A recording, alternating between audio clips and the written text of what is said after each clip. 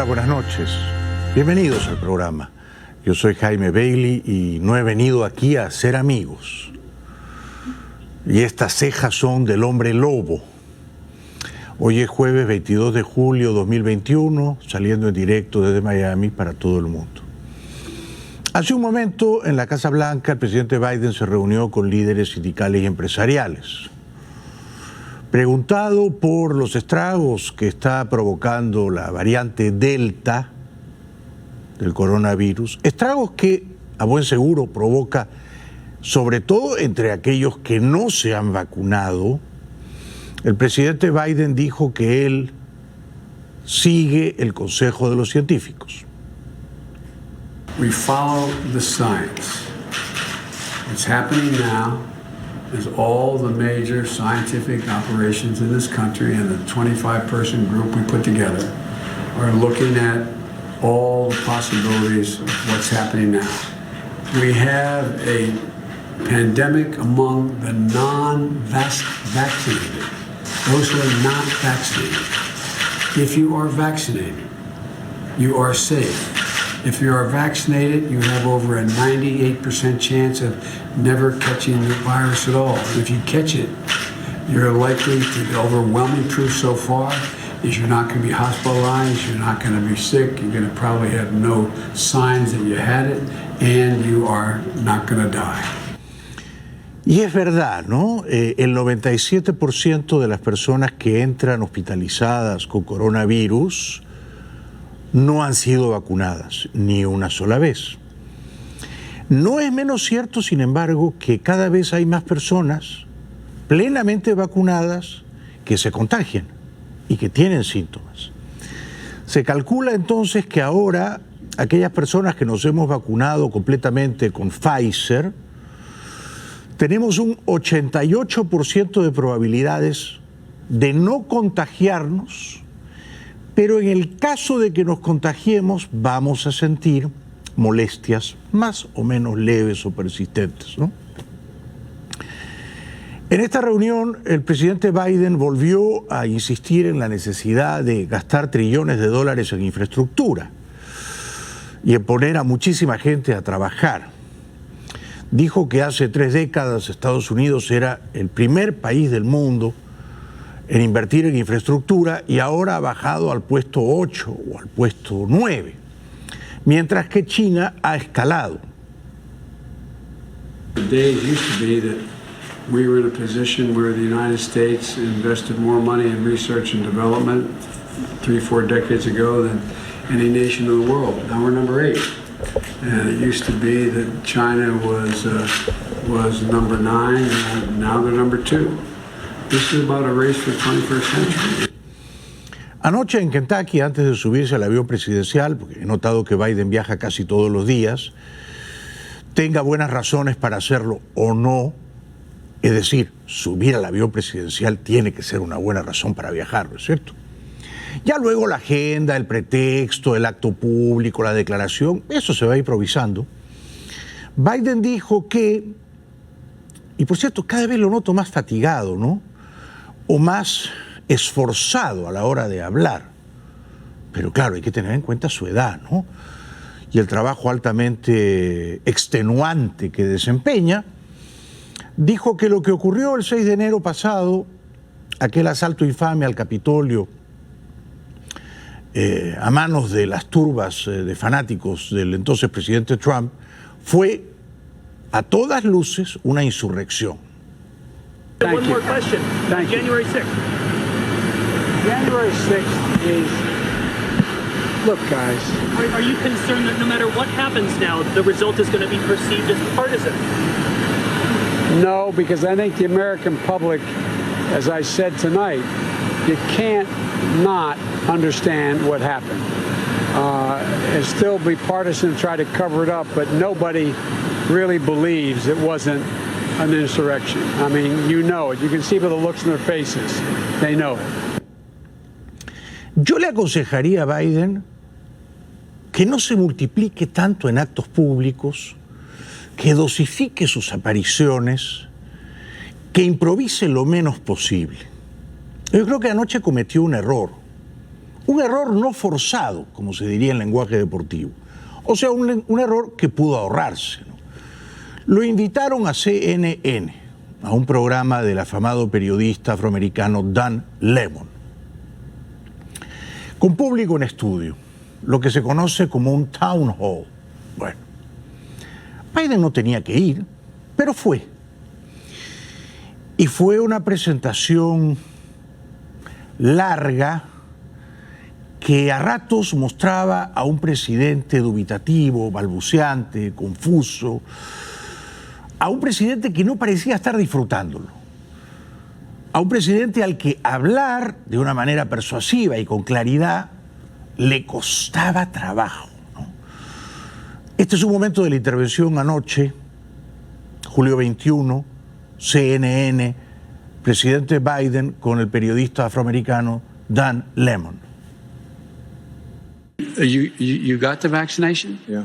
Are you okay? I mean, you seem, no, it works. Or or the mom and dad, or the neighbor, or when you go to church, or when you're, no, I really mean it. There are trusted interlocutors. Think of the people. If your kid wanted to find out whether or not there's a man on the moon or whatever, something, or, whether those aliens are here or not, who are the people they talk to beyond the kids who love talking about it? Daba la impresión a ratos, como en este fragmento que acabo de compartir con ustedes, de que el presidente no era suficientemente claro, ¿no? De que estaba sumido en una niebla confusa, de que balbuceaba y divagaba sin tener un norte preciso, sin saber bien qué estaba diciendo, ¿no? Claro, tiene 78 años, está cansado, venía de un día extenuante, no era necesario llevarlo a CNN, me parece a mí, ¿no? Luego, como los precios están subiendo, como la emisión, la impresión de papel moneda no se detiene, y una cosa suele tener relación con la otra, Biden prometió anoche en CNN que la inflación no va a subir. That inflation is temporary, but if you're pumping all of this money into the economy, couldn't that add to... No, look, here's the deal. Moody's today, when a Wall Street firm, not some liberal think tank, said if we pass the other two things I'm trying to get done, we will in fact reduce inflation, raising confidence in elected officials, raising confidence. And I know this is going to sound like a non-answer to you, but part of this is that, you know, because you're one of the most informed journalists in the country. You know the criticism I got by saying I want to unite the country. You see, you can't unite the country. Well, if we can't unite the country, we can never get some of these problems solved. El político, bien lo saben ustedes, vive hablando, ¿no? Su oficio es hablar. Marginalmente, si ocupa el poder, también tomar decisiones, ¿no? Pero sobre todo habla. Habla mucho más tiempo del que toma decisiones, ¿no? Y el político tiene que disfrutar de hablar en público. Tiene que ser un goce, un deleite. Tiene que estar extasiado de escucharse a sí mismo. Luego las opiniones de los demás llegan como unos ecos tibios, débiles, ¿no? El político habla para sí mismo en primerísimo lugar y luego para convencer, para persuadir a los demás. Si el político cuando habla no lo disfruta y sufre, ahí tenemos un problema, ¿no? Y este es un problema que yo a ratos detecto en el presidente Biden. Luego dijo que la industria del turismo está por volver por sus bríos perdidos y que estamos ya en la víspera de que la gente se resuelva a viajar con la libertad de antaño. I think it really is a matter of people deciding now that they have opportunities to do other things and there is a shortage of employees. People are looking to make more money and to bargain. And so I think your business and the tourist business is really going to be in a bind for a little while. One of the things, we're ending all those things that are the things keeping people back from going back to work, et cetera. Comparado con Trump, ciertamente Biden es una mejor persona, ¿no? No cabe duda.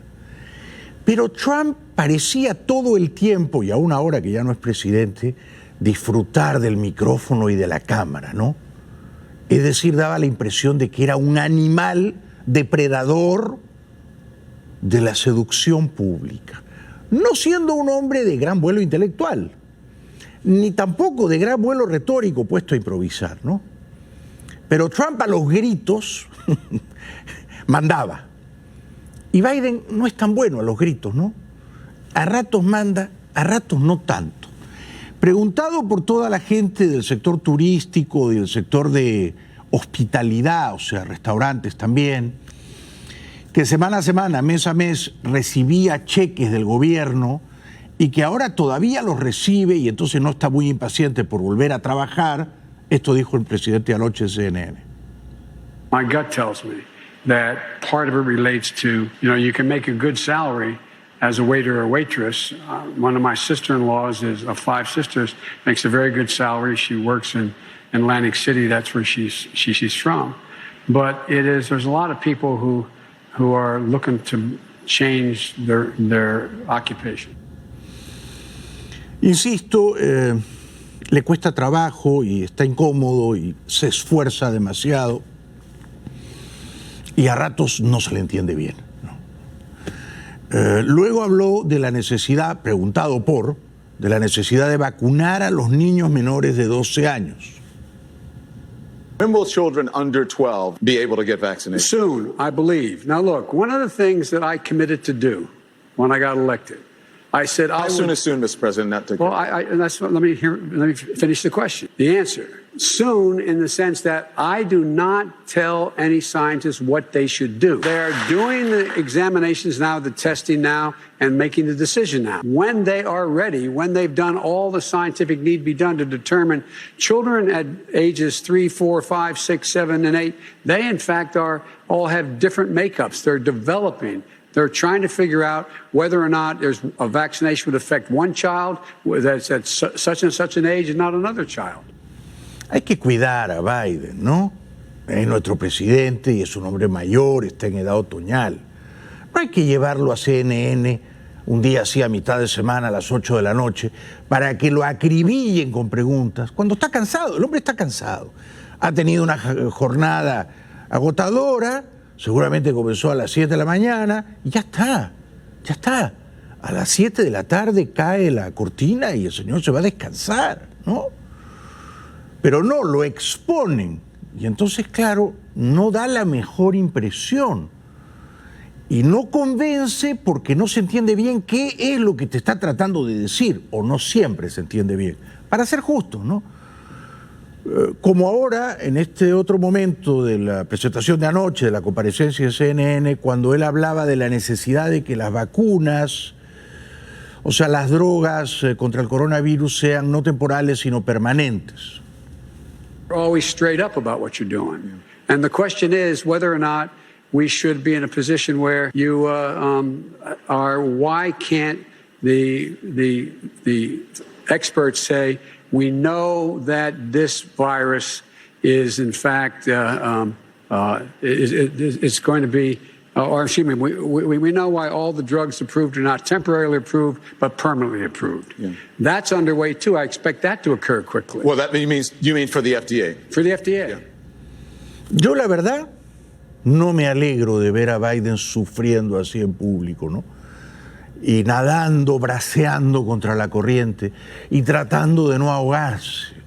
Pero es que ya no tiene fuelle, ya no tiene aliento para seguir braceando, para seguir remando.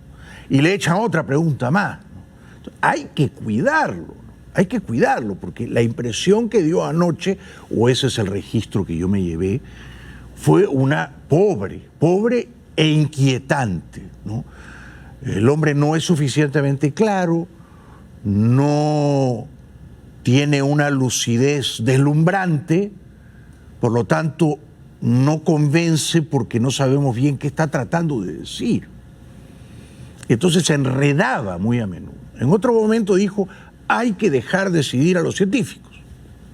You said that you're talking to scientists, so, but what are they telling you, Mr. President? What they're telling me is let us decide based on scientific data and how we proceed, do it the way we would ordinarily do it. The rest of the world's wondering about us. Those of you who travel abroad, not a joke, not a joke. You asked, when I went to this G7, all the major democracies, I walked in, and I know a lot of them because of my role in the past. And they walk in, and I said, America's back. And they go, I'm serious, heads of state. I give you my word as a Biden. I said, are you really back? I mean, how can we believe you, Joe. But will the country ever get it together? Una pausa, será breve y regresamos enseguida con las sanciones que ha impuesto hoy el gobierno de Biden a la dictadura cubana. Más adelante, declaraciones muy interesantes desde su casa en La Habana del talentoso escritor cubano Leonardo Padura.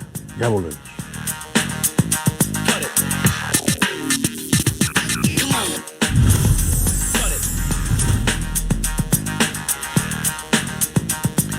Esta mañana, temprano, cuando yo todavía me encontraba en otra galaxia, la secretaria de prensa de Biden, la señora Psaki, anunciaba nuevas sanciones contra la cruel dictadura cubana. It's being reported that President Biden plans to impose sanctions on Cuban officials because of the attacks on protesters. Can you outline the administration's goals with regard to those sanctions? Sure. Well, I can confirm for all of you that there will be more from the Department of Treasury and the Department of State later this afternoon on sanctions, and the announcement will be coming from them. But in terms of our approach to Cuba and what we're trying to accomplish, we have, of course, condemned mass detentions, sham trials, and disappearances that are attempts to threaten the Cuban people into silence. We continue to call for the swift release of peaceful protesters who have unjustly been detained. Dice en el tono apropiado lo que hay que decir contra la dictadura cubana. Esto para los que decían que Biden era chavista o comunista, no lo es. Luego la señora Psaki, que a mí me cae bien, se nota, creo, ¿no? Dice que el drama de los cubanos en la isla, más de 6 décadas en cautiverio, es una prioridad para el gobierno Biden. We've made clear over the last week that addressing this moment was a priority for the administration and for President Biden, and that he had asked his team to look into a range of options that would both help the Cuban people, help provide humanitarian assistance, help look into addressing issues like the lack of internet access, and that also sanctions authority was a part of those considerations. So this is an announcement that will be coming later this afternoon. I'd also note that we'll continue to engage closely and coordinate with our international partners from the OAS to the UN and others to collectively condemn the actions of the Cuban government. Y en efecto, el anuncio llegó en horas ya de la tarde de hoy. El gobierno de Biden eligió la mano dura, yo quisiera una más dura, contra los más brutales represores de la tiranía de La Habana. El presidente de Estados Unidos, Joe Biden, demostró este jueves que, al menos de momento, ha decidido optar por la mano dura en su política hacia Cuba, al sancionar a altos cargos militares de la isla por su presunto papel en la represión de las protestas de este mes. El Departamento del Tesoro estadounidense anunció sanciones contra el ministro de las Fuerzas Armadas Revolucionarias FARC de Cuba, Álvaro López Miera, y contra una unidad militar de élite conocida popularmente como avispas negras o boinas negras. O sea que van a aplicar sanciones. ¿Pero qué sanciones? O sea, ¿de qué manera concreta Washington hace que la sanción le duela a ese miserable general de apellido López, Álvaro López, uno de los carniceros, de los matarifes, de los que ordenan la represión indiscriminada? Ahora, claro, si la sanción es congelar las cuentas bancarias o las propiedades que el susodicho tenga en Estados Unidos, pero el susodicho no tiene plata acá y no tiene casa acá, entonces las sanciones no le van a doler. Esto es lo que yo me pregunto. ¿Cómo hacemos para que la sanción sea algo más que un saludo a la bandera? ¿Cómo hacemos para que la sanción le duela al sujeto ese? No estoy tan seguro. La Oficina de Control de Activos Extranjeros del Departamento del Tesoro estadounidense anunció sanciones contra un funcionario cubano y una entidad de la isla, cumpliendo así con la orden ejecutiva 13818 que implementa el Acta Global Magnitsky. La medida es en reacción a los abusos perpetrados por el régimen castrista contra los manifestantes pacíficos desde el 11 de julio, y esta acción afecta directamente al ministro de Defensa de Cuba, Álvaro López Miera, y a la Brigada Especial Nacional del Ministerio del Interior, conocidos como los Boinas Negras. A López Miera le falta una D, ya saben dónde, ¿no? Para que sea más completo su apellido, López Miera. Usted póngale la D donde quiera, ya sabes dónde se la pongo yo, ¿no? A López Miera y a todos esos canallas represores hay que sancionarlos, pero les tiene que doler, les tiene que doler. ¿Cómo hacemos para que les duela?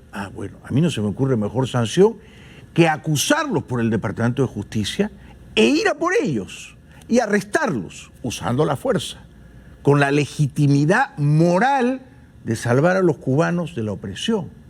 Si no, estas sanciones, bueno, no sirven de nada. Son lo mismo que las sanciones contra los capos de la mafia venezolana. No sirven de nada, porque estos sancionados no tienen sus dineros acá, ni piensan venir a hacer turismo acá. Entonces, hay que repensar la estrategia de las sanciones, ¿no? Y hay que golpear donde les duele. Habla el vocero del Departamento de Estado insinuando que habrá más sanciones. Esto no espero que sea la suma total de nuestras acciones. Vamos a seguir revisando qué más podemos hacer, no solo para apoyar al pueblo cubano, sino también para hacer rendir cuentas a aquellos que serían tan descarados en sus esfuerzos e intentos de violar los derechos humanos del pueblo cubano, ha explicado el portavoz del Departamento de Estado. Biden endurece así su posición hacia la isla, una respuesta que también incluye posibles medidas para tratar de mejorar el acceso a Internet y un estudio de la posibilidad de autorizar de nuevo el envío de remesas al país. El ministro de Exteriores de la dictadura cubana, Bruno Rodríguez Parrilla, yo le digo Bruno Rodríguez a la parrilla, que ha bajado bastante de peso, no sé si voluntariamente o porque lo han sometido a dieta, ¿no? Sus jefes de la dictadura, dice, por supuesto, que Estados Unidos calumnia a Cuba. Mientras Cuba se defiende, el ministro de Relaciones Exteriores, Bruno Rodríguez, ha calificado de infundadas y calumniosas las sanciones estadounidenses y denuncia las presiones de Washington a otros países de Europa y Latinoamérica para que se unan en su condena a Cuba. Las autoridades del país caribeño culpan al embargo estadounidense de la grave crisis que, sumada a la pandemia, desató la cólera en las calles de La Habana y otras ciudades de la isla hace 11 días. La cadena Fox hoy, Fox News, ¿no? Es la cadena en inglés de la derecha republicana conservadora, dio una noticia que yo suscribo plenamente, y es que la comunidad católica cubana, que es muy poderosa, la comunidad católica republicana cubana, no está tan contenta con el Papa jesuita, ¿no? Porque el Papa jesuita apenas pudo, corrió a La Habana a hacerse la foto con Fidel Castro. Busquen la foto del Papa con Fidel Castro. Fíjense cómo le sonríe el Papa a Fidel Castro. Y eso es exactamente lo que no hay que hacer con los dictadores. Cuban protesters are not giving up, and as they demand freedom from a communist dictatorship that's making their lives miserable for the last 62 years. But in a new op-ed on FoxNews.com, our next guest says Cuban Catholics should feel betrayed by the Pope, who they say hasn't supported them strongly enough in their fight for freedom. Y luego están los descarados de Black Lives Matter. Esta gente, en vez de condenar la dictadura cubana, en vez de aplaudir las protestas de los cubanos indefensos, condena a Estados Unidos y dice que la gente en Cuba sufre por culpa del bloqueo de Estados Unidos. En otras palabras, para esta gente de Black Lives Matter, lo que importa son los negros, los afroamericanos en Estados Unidos, ¿no? Ahora, los negros, los afroamericanos en Cuba, allá ellos, pues. Mala suerte, no son libres, pasan hambre, no tienen medicinas, no los vacunan contra el coronavirus. Esa forma de negritud a Black Lives Matter ya no le importa tanto, ¿no? Un comunicado de la organización Black Lives Matter publicado en Instagram ha desatado una gran polémica, especialmente entre los jóvenes. En ese comunicado se afirma que las protestas son el resultado del trato inhumano del gobierno de Estados Unidos hacia los cubanos de la isla y pide además el levantamiento del embargo que, según dice, es un castigo a la soberanía de Cuba. Y luego está el veterano, bigotudo, presentador oficial de la televisión amordazada cubana. Se llama Rafael Serrano, tremendo personaje. Una exquisitez de la hipocresía, de la duplicidad. Él en televisión, asalariado por la dictadura, ¿qué más le queda? Dice diatribas, vomita improperios contra Miami, contra la mafia de Miami. Pero apenas puede, viene medio clandestinamente a Miami. La ciudad estadounidense de Miami, en el estado de Florida, es conocida en medios políticos de todo el mundo como sede de lo peor de la comunidad cubana en Norteamérica. Es santuario seguro para algunos de los terroristas más peligrosos del país y el mundo. En ese pedazo de la nación norteña han radicado muchas jefaturas de pandillas que controlan negocios ilícitos relacionados con el contrabando de armas, drogas, seres humanos y la política local. No hay tantos terroristas, ni pandilleros, ni mafiosos aquí en Miami, señor Serrano, y a usted le consta, porque viene, claro, con ese airecito furtivo a hurtadillas y se lo pasa a bomba, ¿o no? ¿Ah? Y renueva su vestuario, sus corbatas, sus bigotes, visita a la familia y se siente libre un ratito. Así que no es verdad que Miami sea la gusanera o la mafia o estas cosas que usted dice en televisión. Y usted lo sabe mejor que yo, ¿no? Viene a Miami desde Washington, donde es congresista, María Elvira Salazar, que en su día fue una muy influyente periodista de este canal y de otros. Y María Elvira dice que está muy disgustada con el gobierno de Biden porque le parece que Biden es debilucho con la dictadura de Díaz-Canel. Mira, ¿qué crees del plan que ha presentado Biden y estos pasos que ha anunciado? Es una vergüenza. Estoy muy disgustada y lo voy a decir aquí en el programa, muy disgustada porque la respuesta por parte de la administración ha sido mala y es una falta de respeto al exilio cubano. Lo único que los cubanos están pidiendo es libertad. No están pidiendo que se abajo el embargo, que traigan vacunas, que les den comida. Entonces esas voces las tiene que escuchar la administración, la que sea. Pero yo, por supuesto, simpatizo con María Elvira, la considero mi colega y mi amiga, y ella siempre está dando gritos, sea para hablar de Cuba o de otros temas, ¿no? Es su estilo, ¿no? Es su estilo. Un estilo así un poco estrepitoso. Está disgustada también la señora porque dice que Biden no corona de internet gratuito a la isla de Cuba. No es tan fácil, María Elvira. Si fuera tan fácil, ya lo habría hecho. Se los he dicho, esto no es republicanos o demócratas, esto es el pueblo cubano exigiendo libertad. Ayudémoslos. ¿Por qué? Y lo único que le he pedido así urgente es internet, porque yo soy creyente que si el pueblo cubano sabe que no está solo y que los americanos lo están mirando y el resto del mundo, van a haber millones de cubanos en la calle y ya después de eso no hay más nada que hacer porque no hay régimen que lo aguante. Pero yo no mandaría internet, ¿eh? Yo mandaría aviones y portaaviones. Mandaría soldados en tierra. También eventualmente internet, ¿eh? Pero primero aviones y portaaviones. Y cae en 3 días esa dictadura, decrépita. Una pausa, les prometo que lo que viene es formidable, una delicia. En el Congreso de los Diputados en Madrid, un brillantísimo Iván Espinosa, diputado del partido de derechas Vox, hablando de Cuba con una lucidez y un coraje perfectamente desusados en la política española y diciéndoles a los socialistas y a los comunistas españoles 4 cosas bien dichas. Ya venimos.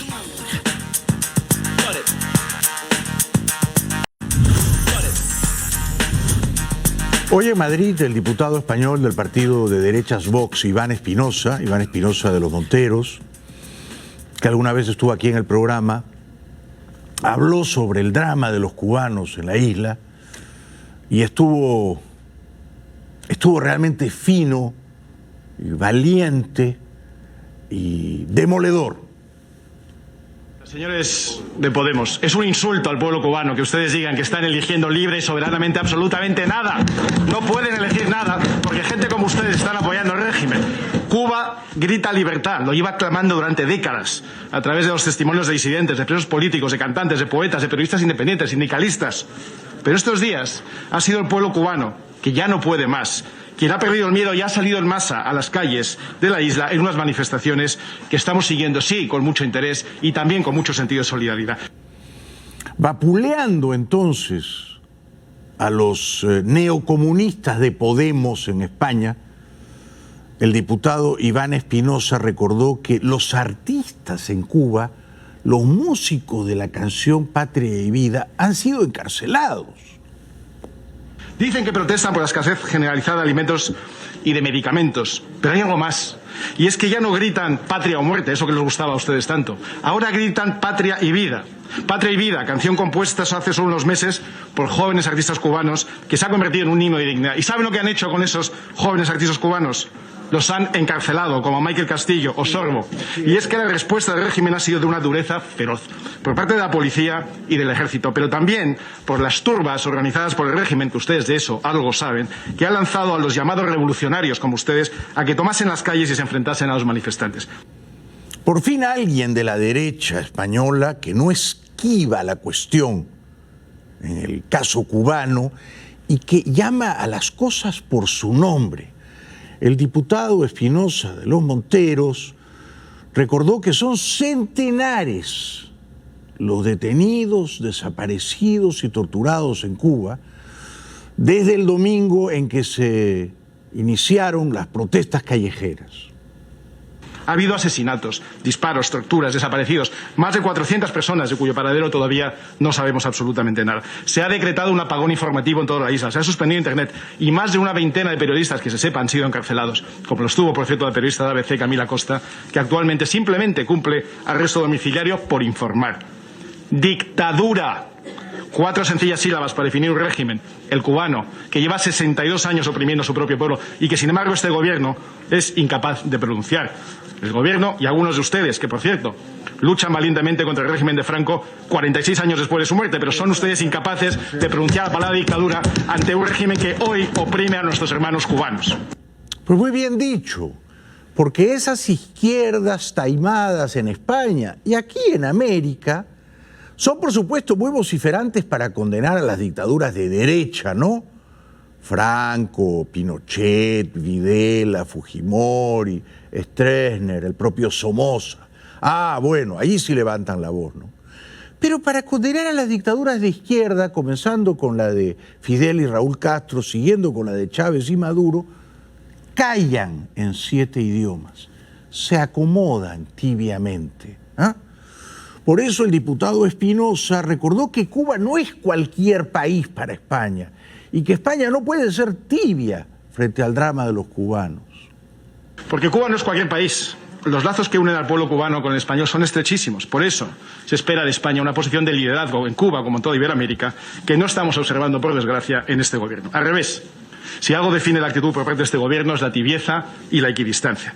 Cuando la nueva portavoz del gobierno le pregunta si Cuba es una dictadura, responde que España es una democracia. La vicepresidenta primera prefiere no poner etiquetas a las cosas. El ministro de Asuntos Exteriores sigue la crisis cubana con mucho interés.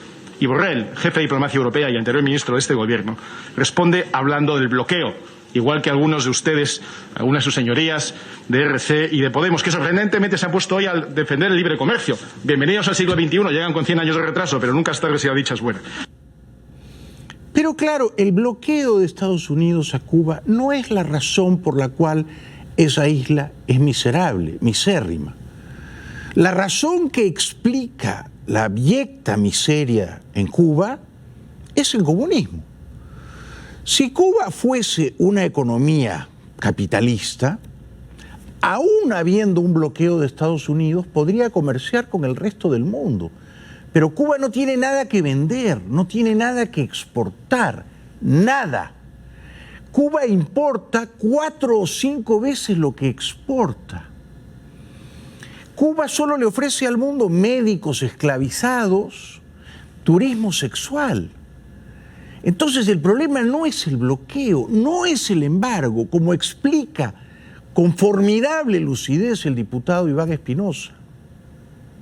Y miren, a los que hablan tanto de bloqueo le respondía el otro día un tuitero con bastante acierto que decía: el bloqueo no prohíbe pescar en Cuba a los pescadores, lo prohíbe la dictadura. El bloqueo no decomisa las cosechas a los campesinos, las decomisa la dictadura. El bloqueo no impide a los cubanos tener negocios libremente, la dictadura sí. El bloqueo no destruyó casi todas las centrales azucareras, las textileras, las fábricas de zapatos, las de conservas, la dictadura sí.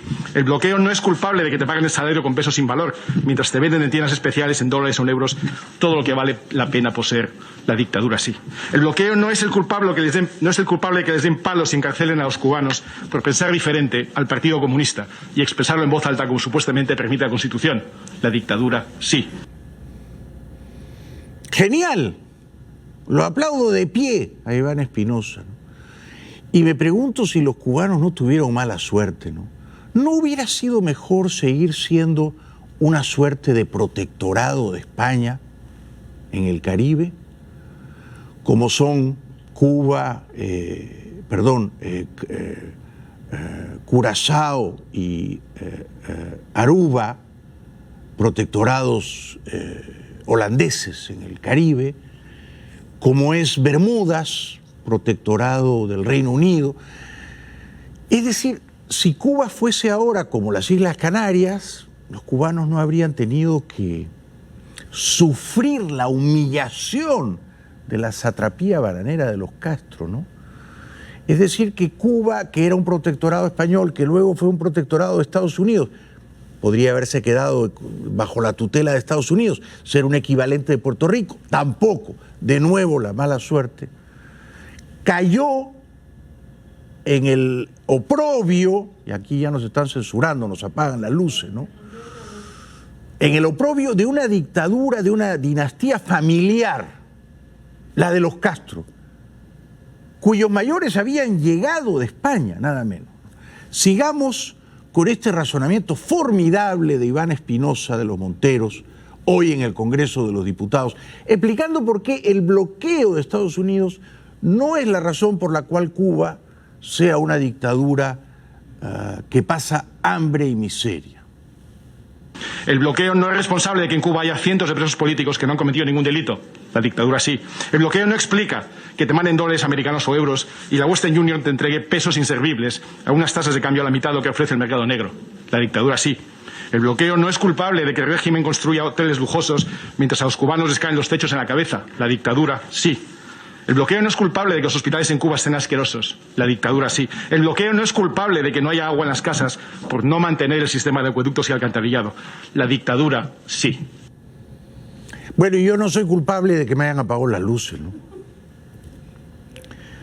Alguien está conspirando contra este programa, ¿no? Es el momento entonces de ir a la publicidad. Ya regresamos.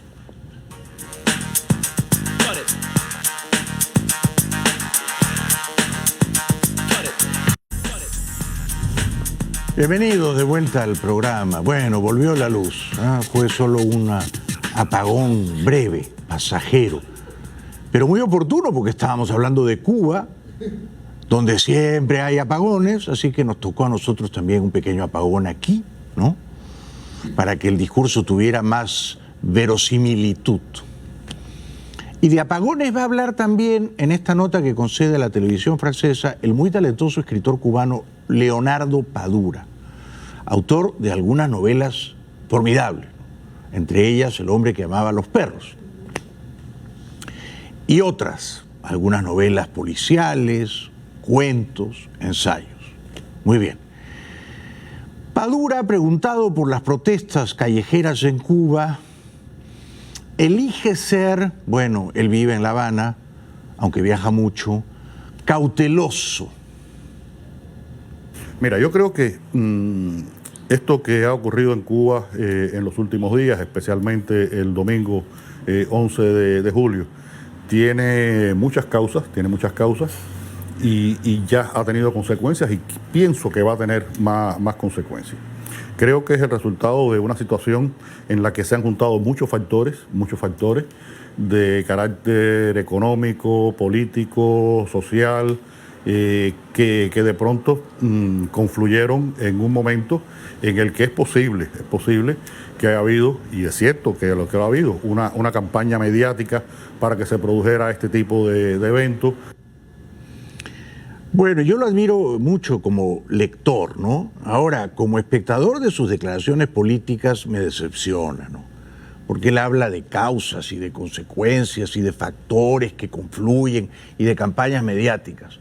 Pero, Leonardo, tú sabes mejor que nadie que la causa primordial de las protestas callejeras en Cuba, de las que hemos podido ver y de las que ya no podemos ver porque hay un apagón digital, es que Cuba no es libre, ¿no? Que hay una dictadura ahí hace más de 60 años, ¿no? Lástima que tú no te atreves a llamarla dictadura, ¿no? Tampoco te atreves a pedir un gobierno libre en tu país, ¿no? Tibiamente y acomodándote con la tiranía, porque bueno, vives allí y eres un escritor de gran prestigio y de no poco talento, dices, y yo deploro que digas esto, ¿eh?, que entre los muchachos que salieron a protestar ese domingo en distintos lugares de Cuba, había personas pagadas por Estados Unidos. Bueno, esto tú no lo sabes y yo tampoco, ¿no? No creo que tú tengas pruebas de ello y sin embargo lo dices, ¿no? Algunos estaban pagados o manipulados por el imperio, ¿no? Y luego dices, otros sucumbieron a hechos de vandalismo. Es decir, en vez de aplaudir el coraje de los que salieron a protestar, dices que algunos estaban pagados y otros eran criminales, con lo cual sirves a la dictadura de tu país. Es cierto que hubo gente que han sido pagados para que esto ocurriera. Es cierto que ha habido actos vandálicos que es casi habitual cuando se producen este tipo de explosiones sociales. Pero también creo que es cierto, y lo digo en lo que he escrito, que nada de eso le resta razón al grito que ha dado una parte de la población cubana, que es un grito que se manifestó el domingo fundamentalmente, pero que ha continuado sobre todo a través de las redes, de la manera en que la gente han podido acceder a las redes, con muchas opiniones, muchos criterios, a veces con desencanto, a veces con mucho pesimismo, con dolor por lo que ha sucedido. Me parece que Leonardo Padura, que perfectamente podría vivir en el exilio, pero él escoge vivir en Cuba, no quiere pelearse con los mandones y con los matones de La Habana, ¿no? Entonces es muy cuidadoso con las palabras, ¿no? Y primero critica a los que salieron a protestar antes que criticar a la dictadura, a la que no llama por su nombre, ¿no? Y dice, bueno, estaban pagados o eran vándalos, ¿no? Luego dice, y yo creo que de nuevo esquiva la verdad desnuda. La verdad desnuda es que en Cuba no hay libertad y la gente quiere ser libre. También que no hay comida, que no hay medicinas, que no hay vacunas, pero principalmente que no hay libertad. Y entonces dice, bueno, estamos en el pico más elevado de la pandemia. La gente, yo no creo que la gente salió a protestar por la pandemia, no lo creo. Y además el largo peso del bloqueo. Ya claro, cuando Leonardo Padura nos habla de que las protestas callejeras en Cuba obedecen al peso del bloqueo, advertimos de nuevo su esfuerzo, astuto, claro, pero al mismo tiempo oportunista, pusilánime, de quedar bien con la dictadura de su país, ¿no? Ha habido factores que han estado influyendo sobre todo esto. Estamos viviendo un momento de pico de la crisis de la pandemia, de la crisis epidemiológica. Después de todo un año en que estuvo muy controlada, muy bien manejada, de pronto en los últimos meses se ha producido un incremento de los casos y de las muertes, lamentablemente.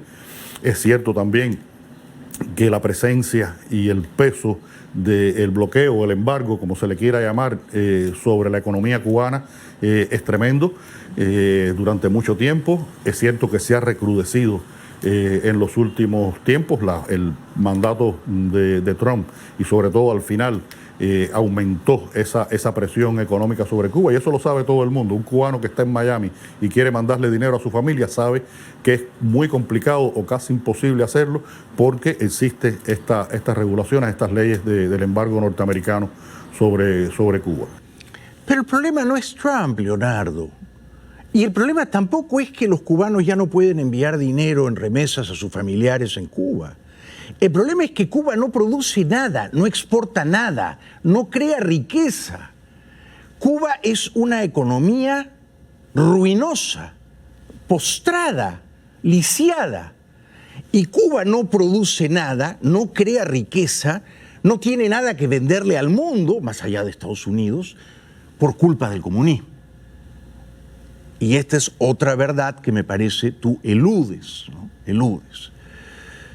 Cosa que yo entiendo porque tú has elegido vivir ahí en La Habana, en el barrio de Mantilla, y no quieres que te manden a los matones a tu casa. Yo entiendo, ¿no? Entonces tratas de quedar bien con unos y con los otros, ¿no? Padura dice que en su barrio, en la farmacia de su barrio, las colas son larguísimas, de hasta 2 cuadras. Pero también hay que tener en cuenta de que en Cuba se está viviendo un proceso de devaluación de la moneda cubana que ha empobrecido a la gente no le alcanza el dinero, que hay una falta de productos de todo tipo. Aquí en mi barrio, el día que llegan las medicinas a la farmacia, se hace una cola de casi 2 cuadras y muchas personas no alcanzan a veces medicamentos que son necesarios para enfermedades crónicas como la hipertensión, la diabetes, en fin. Y todo eso fue creando, bueno, hubo apagones, se ha explicado cuál era la razón de esos apagones, pero el caso es que hubo apagones. Y como me explican algunos cubanos libres aquí en el exilio, antes los que querían irse encontraban la manera de irse, ahora ya no es tan fácil irse tampoco. Una de las reacciones, de las más visibles y de las más dramáticas, ha sido la opción por el exilio que han tomado muchas personas, fundamentalmente gente jóvenes de Cuba, gente, la mayoría de ellos bien preparados, profesionales muchos de ellos, porque no encuentran un espacio de realización. A veces se piensa, dice, bueno, es que quieren ganar más dinero. No, el problema es que también existe una sola vida para las personas. Existe una sola vida para las personas. Y hemos vivido durante los últimos 30 años, la edad que tienen muchos de esos jóvenes, en una dilatadísima crisis económica que tiene sus altas y sus bajas, sus momentos menos dramáticos, pero los años 90 fueron muy duros y los años actuales se le parecen bastante en ese sentido, con características distintas. Lo que hay que pedir en Cuba, querido Leonardo, no es que la dictadura haga unos pequeños cambios. Hay que pedir un cambio de régimen, hay que pedir que caiga la dictadura, hay que pedir que Cuba sea libre. Espero que algún día encuentres el valor para hacerlo. Ya regresamos.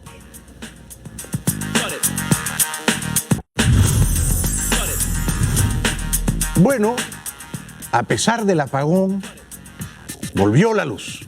Gracias por hoy. Buenas noches. Hasta mañana.